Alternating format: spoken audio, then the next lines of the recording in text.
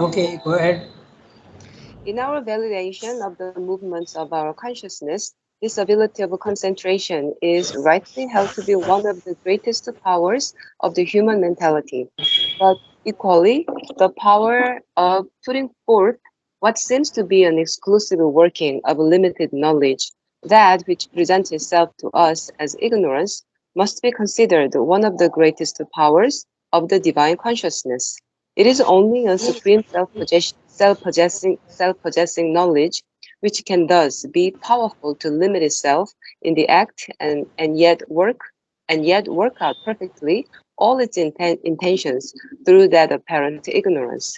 In the universe, we see this supreme self-possessing knowledge work through a multitude of ignorance, each is striving to act according to its own blindness. Yet, through them, all it through them all, it constructs and executes its universal harmonies.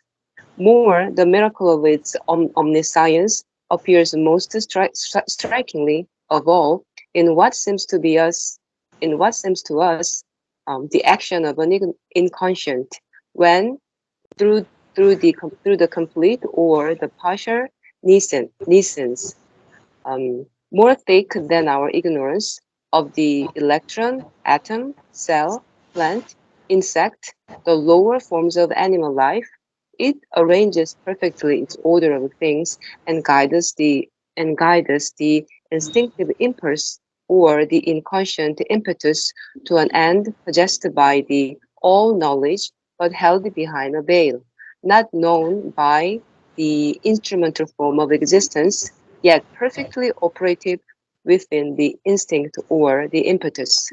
We may say that this action of the ignorance or nisang is no real ignorance, but a power, a sign, a proof of an omniscient self-knowledge and all knowledge. If we need any personal and inner witness to this individual all consciousness behind the ignorance, all nature is its external proof. We can get it with any completeness only in our deeper inner being or larger and higher spiritual state when we draw back behind the veil of our own surface ignorance and come into contact with the divine idea and will behind it. Then we see clearly enough that what we have done by ourselves in our ignorance was yet overseen and guided in its result by the invisible omniscience. We discover a greater working behind our ignorant working and begin to glimpse its purpose in us. Then only can we see and know what now we worship in faith, recognize wholly the pure, the universal presence, meet the Lord of all, meet the Lord of all being and all nature. Yeah. Okay. So this is the first time we are reading it. So what we'll do, um, we will make a quick summary of it, and then we'll go sentence by sentence. So what's he saying in this para? In the normal, ordinary consciousness of man, I'm just summarizing for you what he has said in the para, because then you get a whole picture, and then we'll go into the details. Okay. In the normal, ordinary consciousness of man, like you and me and what we are now, the power of concentration is highly valued, because without concentration you can't achieve anything. When you are doing some work, you have to concentrate fully on it, then you come to know all the ins and outs and all the details, and then you can your action can be effective. But if you don't concentrate, you'll never know. So concentration is, what is actually concentration? It's a narrowing down. Okay, it's a narrowing down. Just like if you use a magnifying glass and narrow down the sunlight into one particular, it develops tremendous power. Okay, it starts burning paper or cloth or whatever, it starts burning. So exactly in the same way, concentration also gives you, it's very highly valued. It is only with concentration that achievement and success are easily secured. But when, sorry, but even beyond this power of concentration, the power of exclusive working of limited knowledge is certainly one of the greatest powers of the divine consciousness. So, at our level, concentration. But what is the divine doing? also concentration. It's infinite knowledge which is vast and spread all over. If it has to create particular things and work in details, it has to concentrate, it has to limit its knowledge and put it to a point. Okay? It's a vast thing, it has to concentrate and put it into a point, and then it starts working. So this is the phenomenon of involution.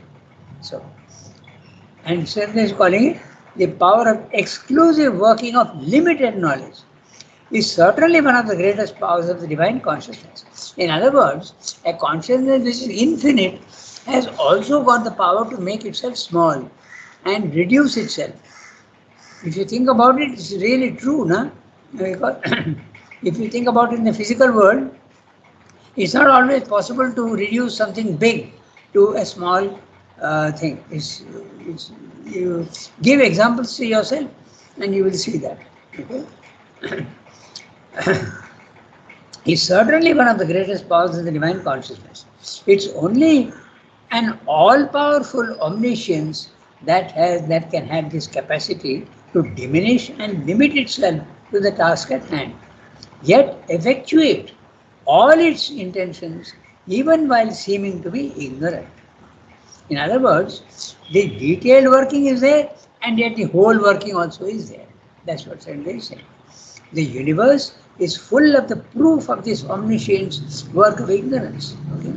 I'm giving examples. Actually, he has given examples. He's saying nature is proof enough. The instinct of animals, okay, it's a subconsciousness, but it is perfect. The animal's instinct is absolutely perfect. Only when they sometimes it can go wrong, but mostly the instinct in animals is absolutely correct. It does exactly what is required. The migration of birds, the building of nests before the eggs come, the spider making its web because it has to eat and it has to catch insects. So what does it do? It builds that web. So all this is instinct.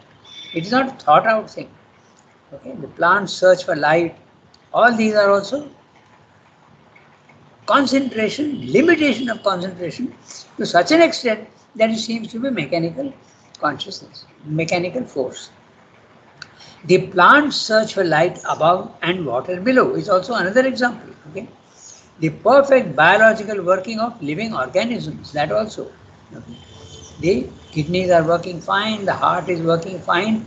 Is it with your mind that you are doing it? No. It's there at the subconscious level. The body itself is conscious, but it is only body consciousness, not the full consciousness. So, Sridhar is saying, Prakriti, apparently mechanical and inconscient, yet works its harmony to perfection. Okay, that's what he's saying. This ignorance is therefore no real ignorance, but a sign of the infinite power of knowledge. The only difference is when the divine is limiting his knowledge, he has the full knowledge also all the time. So in other words, the divine has got the full knowledge at the same time, the limited knowledge at the same time. In our case, it's not like that. We forget the whole and we come to the details. And then we have to get back to the whole with some effort. That's the whole difference. The ignorance is therefore no real ignorance, but a sign of the infinite power of consciousness. We can see the source of this power when we enter deep into our inner being or rise into the superconscious above, out of our outer superficial nature. We don't see that the instinct of animals and the instinct in the mechanical but conscious effort of plants and insects and all is, we don't see that there is a huge divine consciousness working behind to create all the perfect actions. We don't see that. But when we rise in consciousness or go deep into ourselves, we can see that this thing. Okay. Normally we don't see it. We experience divine consciousness working from behind the thick veil of Prakriti. What is the thick veil of Prakriti? Actually, it's a triple veil: matter, life, and mind. But in the individual, it's the same. The matter in the individual is the body. The vital in the individual is the universal prana which has reduced itself. And the mind, our limited mind is also the vast universal plane of thought, of mind, which has limited itself to make a form, to make a small limited form. This is what he's saying in the paragraph. In other words, ignorance, he is giving a totally different interpretation to the traditional idea. Ignorance is bad, get rid of ignorance. No, it is not. It's one status of the divine consciousness. So you must include that in your total knowledge. That's what he's saying. Okay? That's why no running away from the physical world. Exactly as in the Isha Upanishad, which says that if you are in the physical world and you are seeing only the parts, then you are in ignorance, no doubt about it. But if you go to the second level, the spiritual planes of consciousness, and you start seeing only the one and not the many become either unreal or whatever. That's what happens with the Brahmic consciousness. Then also you are in ignorance.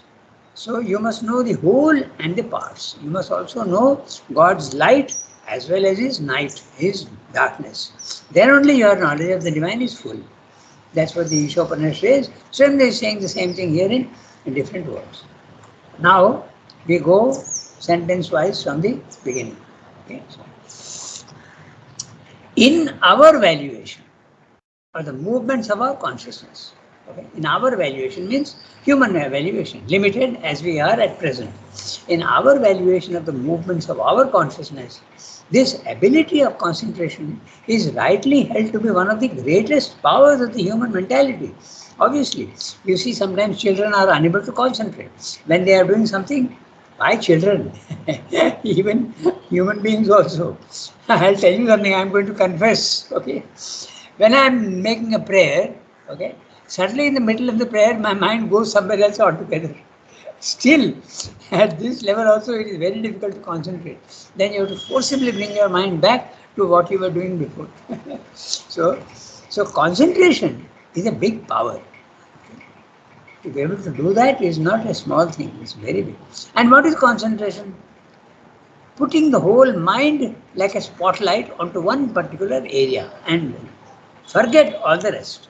That is concentration and is highly valuable. So what is concentration in the human being is in the divine being, it is limitation of infinite consciousness into a small conscious effort. And that small conscious effort, you are calling it ignorance. Okay, because you are not conscious of the whole. That's what Shelby is saying. But equally, the power of putting forth what seems to be an exclusive working of limited knowledge. Exclusive. When I am trying to read this Life Divine, I am not reading the other things. I am not trying to do other things. I am not concentrating on eating or sleeping or going on a motorbike. I have forgotten all these things. I am concentrating only on that. So it's a narrowness. And the narrowness is the ignorance. And ignorance you normally associate with a negative feeling. It's pejorative meaning. But there is no pejorative. You should not seek it to be pejorative. It's a nomenclature. Ignorance is the power of knowledge to limit itself to one particular thing. That's what Sri Aurobindo is saying. He is saying in a very positive way. Okay? This is Sri Aurobindo's way of looking at things. Whereas the others, the Mayavadins and the Buddhists are saying, get out of ignorance and come to the oneness of things. Come to the Vidya. Get rid of avidya. Sri Aurobindo is saying, yeah, do that by all means. Get rid of avidya first and come to Vidya. Having seen Vidya, go back into the avidya and make it Vidya. That's the thing. It is only a supreme self-possessing knowledge which can thus be powerful to limit itself in the act and yet work out perfectly all its intentions so that apparent ignorance. Now, can anything big in the physical world be made small by itself? No. I am saying this because to explain how the capacity of knowledge to reduce itself is a power. So, just now while discussing this, a thought came into my mind. My computer is on a table, okay, and the table is about 5 feet long. Now, does my table, if I find the table too long, I'm going to give you a ridiculous example, but it is apt, I think. My table is 5 feet long, and I find that it is too big for my room. So, can the table have the power to reduce itself? It doesn't have the power. So, I have to cut it. So, but this knowledge of the divine has the power to limit itself. Okay, it can make itself small at will. This is the power that is there above, not in the physical world but above. Okay, in fact, that is the power of all things above the Prakriti. They have the power to change their form at will. Okay? Kama Rupa, they call it in Sanskrit. Kama Rupa. With my desire, I can change my Rupa. Okay? Even the vital beings, small gnomes, elves, and all that, even they have the power to change their form. But in the physical world, we can't change the forms. So, knowledge at the highest level certainly has the power to limit itself. Okay, it's an interesting. I am explaining how ignorance can be, knowledge can have a power to reduce itself. Everything doesn't have the power to reduce itself. Okay? But we do that. Rangadhar, little more clarification needed on how to means this power limitation. How do they limitize that power? Oh, it's just a power, that's all. Okay. It's a power Huh? to, yeah, it's a power. Concentration is the power, no? Mhm. Okay. Suppose I am a mechanic. Okay. I have got knowledge of so many things. Na? I have got knowledge of how to repair a computer, how to repair change make furniture. I've got all this knowledge. But when I'm concentrating on repairing the motorcycle, okay, am I applying my knowledge of how to repair a computer or how to make furniture? No. I'm not. I put all that in my background. So I have reduced my knowledge and I'm concentrating only on one aspect, isn't it? Okay. That's that is why it's a power. But that power is not always there. No? In fact, at our physical level, in our mental level, the power of concentration is there, but we have to apply it with great effort. It's not a, it doesn't come automatically. Everybody can't concentrate very easily. So that's the reason why, in fact, they call it also in children, they call it attention deficiency. Okay? They are not capable of maintaining attention up to a certain point. This is a problem with many children. Why many children? Even with me, I have the problem. Yes, yes. Even with the elders. Yes. It's not easy to do that. Concentrate absolutely. I told you just now. Even while making a prayer, okay, the mind goes off here, there, okay. Yes. Pull it back again to what you are doing. Or Shilpa, when you are in the kitchen attending to your cooking, okay, then the Yes. mind stay here and there, and sometimes you forget what masala you put and what masala you have not put. Yes, yes, it happens. I had to taste the things. What I forgot, so I will remember. I had to taste. I forgot also. That's why concentration in the human being is a big power. Okay? Then naturally your work becomes very good. Okay, so now I continue with the next sentence. In the universe, we see the supreme self-possessing knowledge. Now look at that. Knowledge has got the power to possess itself. And we have discussed these words possess. That means you have the power to do whatever you want with it. When I possess something, I can do what I want with it.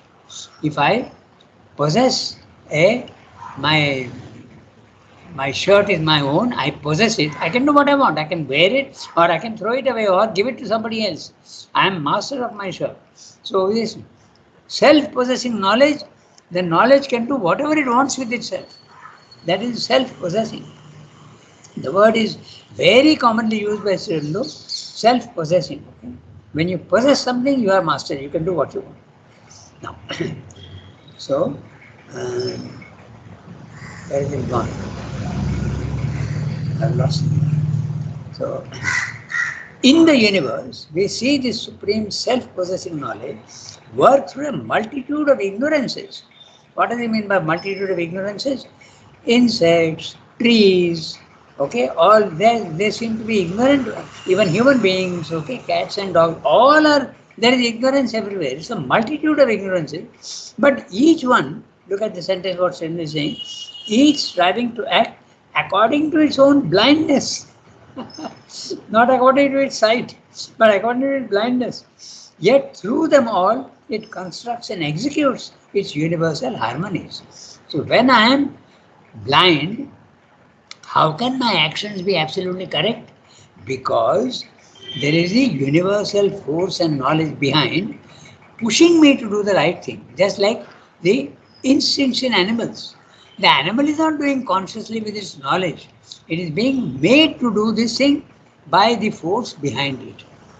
That is the instinct. Okay?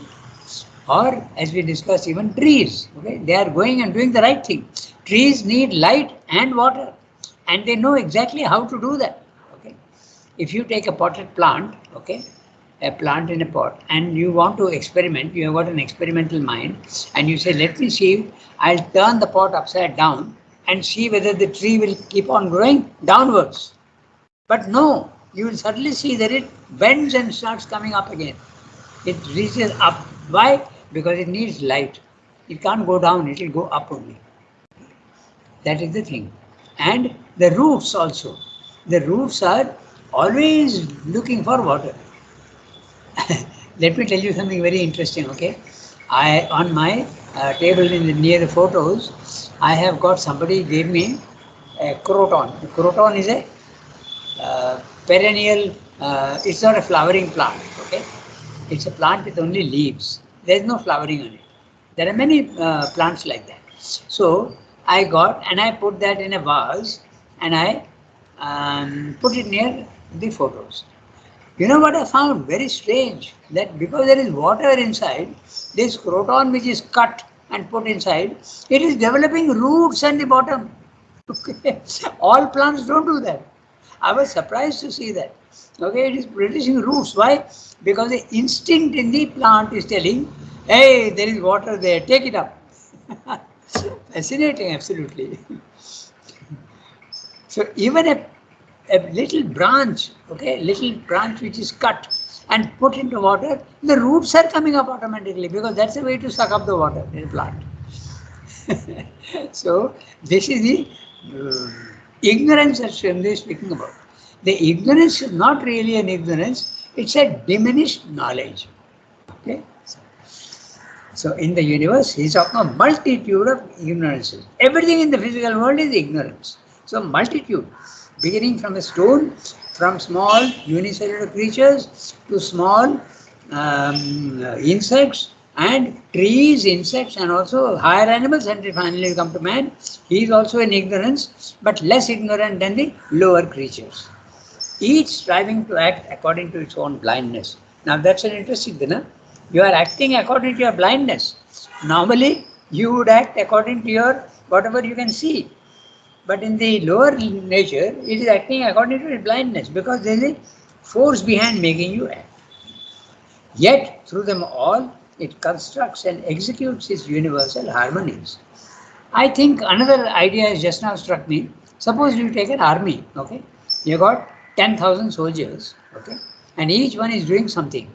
But there's a commander, and the commander has said, you have to do this. So each one is doing in his own way, but there's the command of the commander behind, the order of the commander, and that is making all the soldiers do exactly what they are wanting to do. This is the what Shendra is saying, okay? So, and yet through them all, it constructs and executes its universal harmonies. More, the miracle of its omniscience appears most strikingly of all in what seems to us the action of an inconscient, when through the complete or the partial nations, more thick than our ignorance, the ignorance goes on increasing when you go down in the scale of evolution, okay, of the electron, the atom. Let me again lost the page. Yeah, where is it gone? Yeah. Yeah. Action of the inconscient, when through the complete or partial nation, more thick than our ignorance of the electron, the atom. Now he is giving you the gradation. No? Electron is the smallest. The atom is slightly bigger. Then the cell is slightly again bigger. And a cell can, in a plant, the plant is bigger than the cell.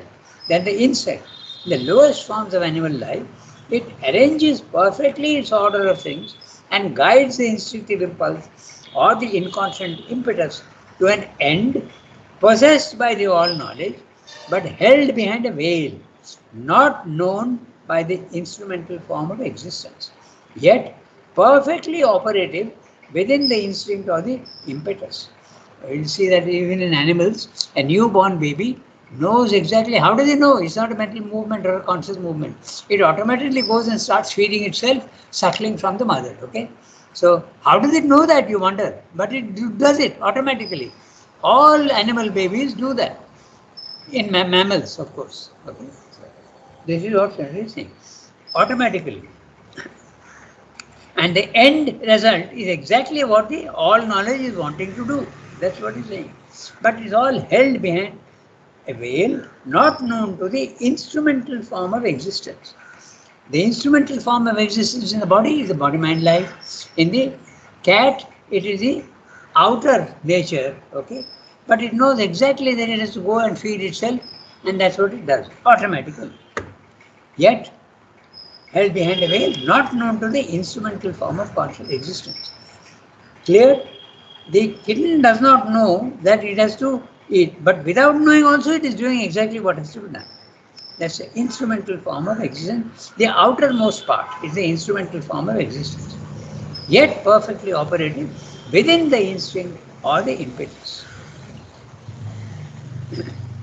We may say then that this action of the ignorance or nations, okay, nations is the opposite of science. Science is knowledge. Is no real ignorance, but it's a power, a sign, a proof of an omniscient self-knowledge and all knowledge. The Srendra is giving a absolutely another meaning to it. Okay? It is knowledge itself which has limited itself. Therefore, ignorance is nothing but knowledge limiting itself. If we need any personal and inner witness to this indivisible all consciousness behind the ignorance, and then he's got a parenthetical phrase, all nature is its external proof. We can get it with any completeness only in our deeper inner being or larger and higher spiritual state when we draw back behind the veil of our own surface ignorance and come into contact with the divine idea and will behind it. Can we see this action of the all knowledge? No. We cannot see, but we can imagine it. We are all reading now and we can understand intellectually that yes, there is a force. But can we see it? No. Then when can you see it? Only when you go deep into yourself. Then they're saying that behind the veil of our own surface ignorance, that's a psychic being, and come into contact with the divine idea or will behind it. And also he's saying inner being or larger and higher spiritual state. Inner being, psychic. Larger and higher spiritual state, the self. So both the ways you can come to know, your sight becomes much vaster and you can see the all knowledge as well as the limited knowledge. That's what he said. Then we see clearly enough that what we have done by ourselves in our ignorance was yet overseen and guided in its result by the invisible omniscience. Invisible omniscience. But when you go up, it's not invisible anymore. You see it. We discover a greater working behind our ignorant working and begin to glimpse its purpose in us. Then only can we see and know what now we worship in faith.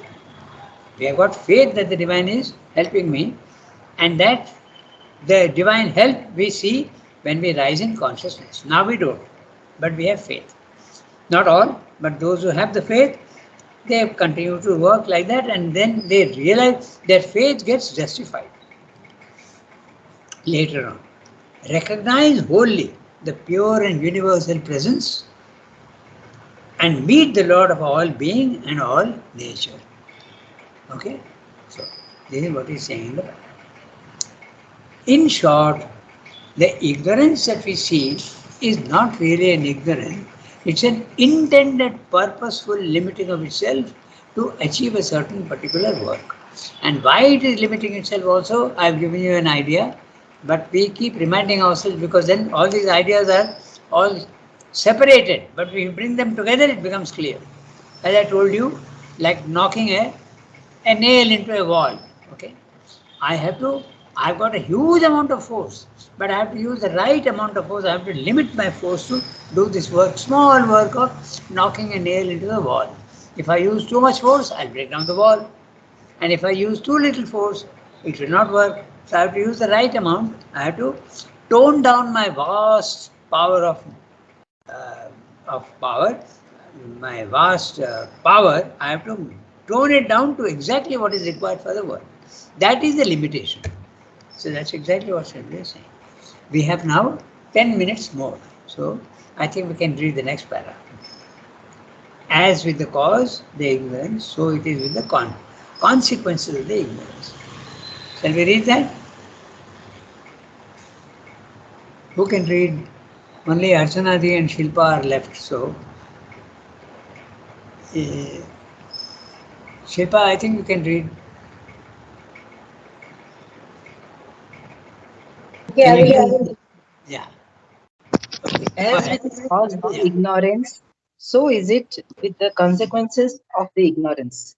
All this that seems to us incapacity, weakness, impotence, limitations of power, our will's hampered struggle and fettered labor, takes from the point of view of the divine in his self workings the aspect of just limitation of an omniscient power by the free will of that power itself, so that the surface energy shall be in exact correspondence with the work that it has to do, with its attempt, its allotted success, or its destined because necessary failure, with the balance of the sum of forces in which it is part, and with the larger result of which its own results are an individual portion.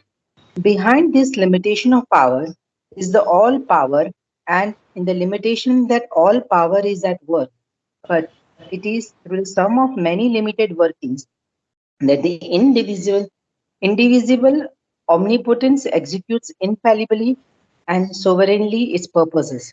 This power to limit its force and to work through that self-limitation by what we call labor, struggle, difficulty, by what seems to us a series of failure or hard-work successes, and through them to achieve its secret intention is not therefore a sign, proof, or reality of weakness, but a sign, proof, reality, the greatest possible of an absolute omnipotence. He is repeating the same thing in slightly different words, but he is also saying something slightly new also. He is talking about failure. Sometimes you don't, and justification for that failure. Okay? So, I'll read each sentence and we can finish this small para today very easily. Okay? As with the cause, the ignorance. Ignorance is a cause. Okay? So it is with the consequences of the ignorance. Whatever you are doing, also now he is discussing. The ignorance is the cause of what you are doing, and what you are doing also has got a purpose. That's the whole point. It's not something wasted. All this that seems to us incapacity, weakness, impotence, opposite of potency, impotence, okay?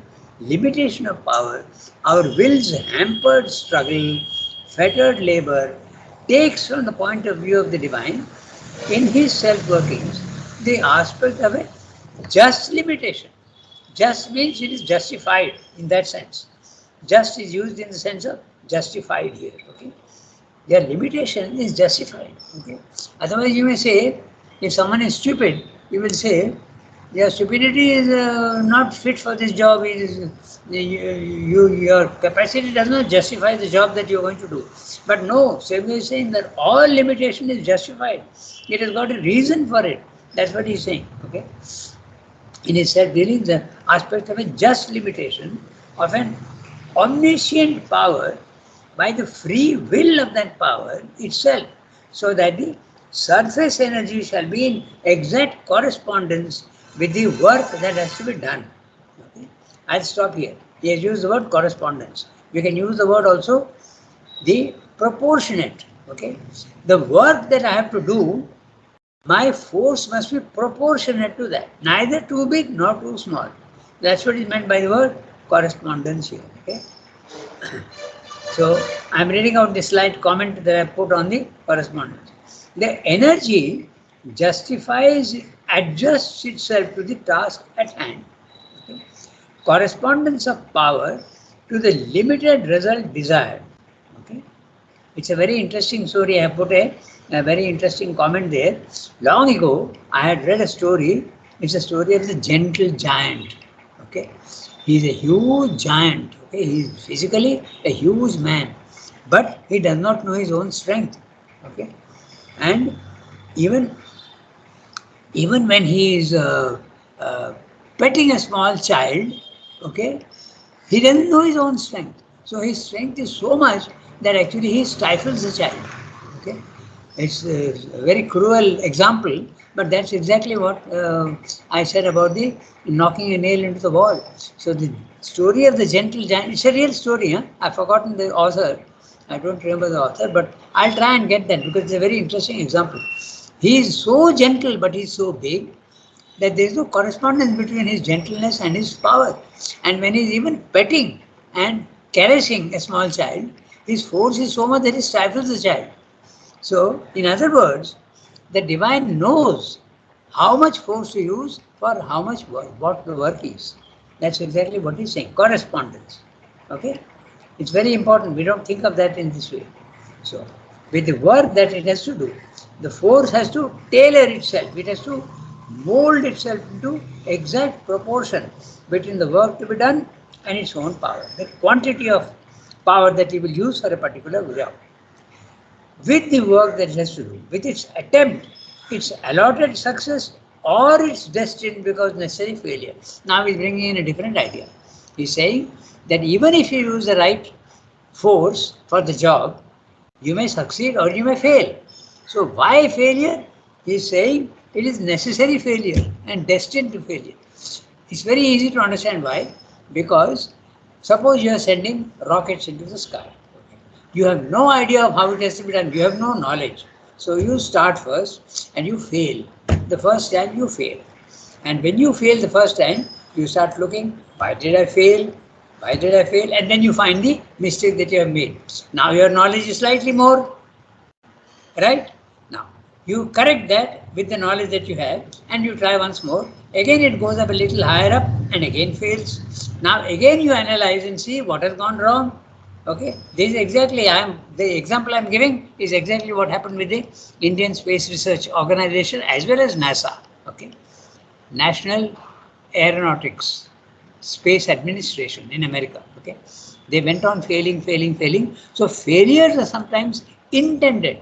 Why? What is the intention? To give you more knowledge. When you examine your own error, you know exactly what is to be done, and then you increase. So all failure is intentional and it's got a usefulness and a purpose. Okay, see how interestingly Sri Aurobindo looks at things. Okay? Destined because necessary failure. Okay? Just imagine if Sri Aurobindo succeeded in the IAS examination, what would have happened? Okay, it was a destined failure. He would never have been able to, in the IAS, he would never have been able to become a revolutionary. In fact, that's what happened to Subhash Chandra Bose. No?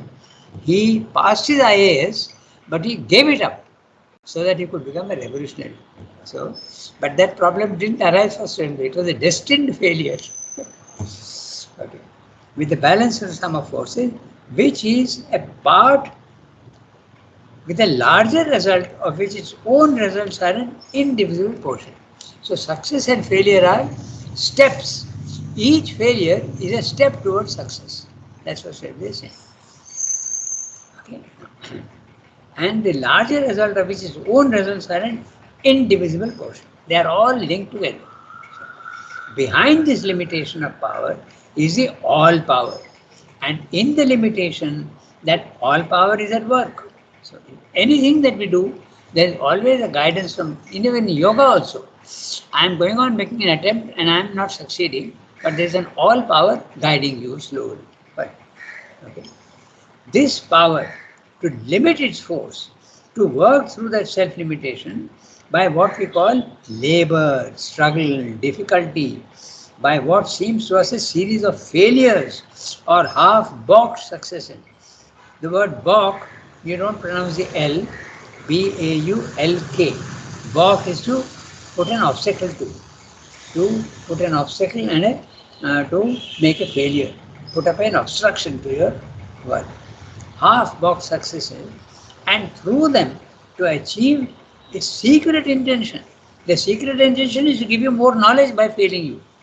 It is not therefore a sign, proof, or reality of weakness, but clearly a sign, proof, reality of the greatest possible, of an absolute omnipotence. The highest omnipotence has got the power to limit itself. Okay. Those who don't understand this problem, they come up with a very interesting thing, okay, an argument. I'll close that. It's already 8:35, but I'll just close that. There's those who don't believe in the person, God and omnipotence, they argue in this way. They say, oh, you are saying God is all powerful. He is omnipotent. Fine. Okay. I'll give you an example which will baffle you. Is God so powerful that he can create a stone which he himself can't lift up? This is a contradiction in terms. Of course he can. But it depends on which level. Okay, so that's it. So today we stop here. Okay, and next time we'll start with as to suffering. And the page is 420. So 420. As to suffering.